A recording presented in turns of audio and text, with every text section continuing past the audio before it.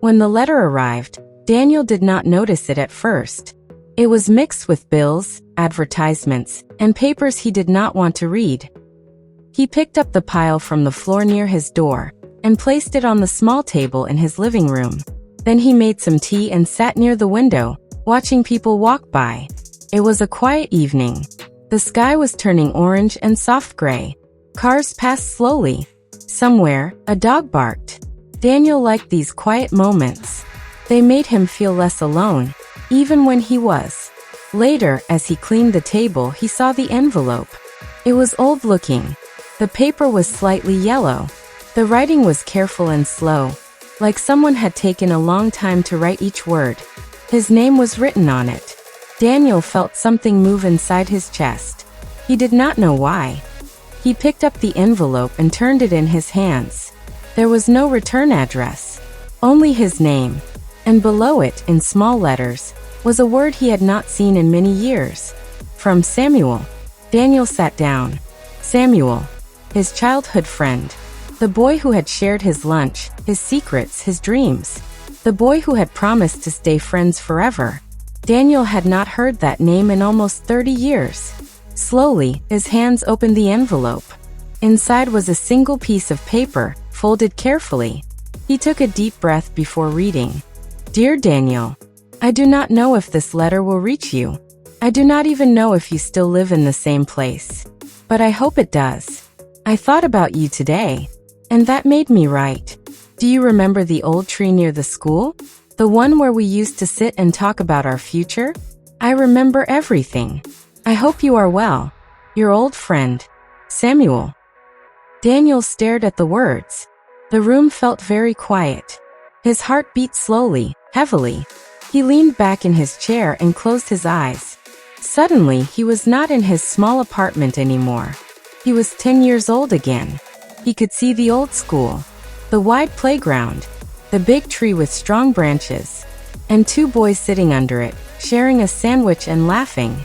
He could hear Samuel's voice, bright, curious, always full of questions. What do you want to be when you grow up? Samuel had asked. Daniel had said, a writer. Samuel had laughed. Then you will write about me. Daniel smiled at the memory. They had been best friends, always together, walking to school, sharing food, protecting each other from bullies, dreaming about big futures. But life changed. Samuel's family moved away. They promised to write letters. At first they did. Then the letters came slower. Then they stopped. Life became busy. Daniel grew up. He forgot. Or maybe he tried to forget. Now, after all these years, this letter had found him. Daniel opened his eyes. His hands were shaking. He read the letter again. And again. It was short, but it carried so much. He looked at the envelope again. No address. No way to reply. He felt something heavy in his chest. A mix of happiness and sadness. That night, Daniel could not sleep. He kept thinking about Samuel. Where was he now? What was he doing? Was he happy? Why did he write now? The next morning, Daniel did something he had not done in years. He went to the old part of the city, to the place where the old school used to be. It was not a school anymore. It was now a small park, with benches and flowers. But the tree was still there. The same tree. Daniel walked slowly toward it. He touched its rough bark. He sat under it. And he waited. He did not know why. Days passed, then weeks. Every Sunday, Daniel went to the park. He sat under the tree. Sometimes he read. Sometimes he just watched people. Old people. Young couples. Children running. But he was always waiting. He did not know for what. One Sunday afternoon, as the sun was soft and warm, Daniel heard a voice. Daniel. He looked up. A man stood there. Tall, thin, with gray hair, kind eyes. Daniel stood up slowly. Yes, he said. The man smiled. I was not sure, he said. You look different, but your eyes are the same. Daniel felt his heart jump. Samuel, he asked. The man nodded.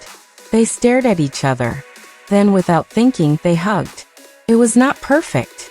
It was not strong, but it was real. They sat under the tree. They talked for hours. About life. About mistakes. About lost dreams. About small joys.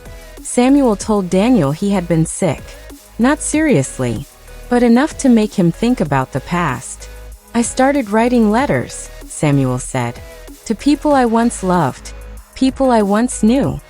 Daniel listened. And you were the first person I thought about, Samuel said. Daniel looked at him. I thought you forgot me, Daniel said softly. Samuel shook his head. I never forgot, he said. I just did not know how to find you. They laughed. They cried. The sun went down. And when they left, they promised something. Not to wait another 30 years. Some letters come late, but they still matter. And some friendships never really end.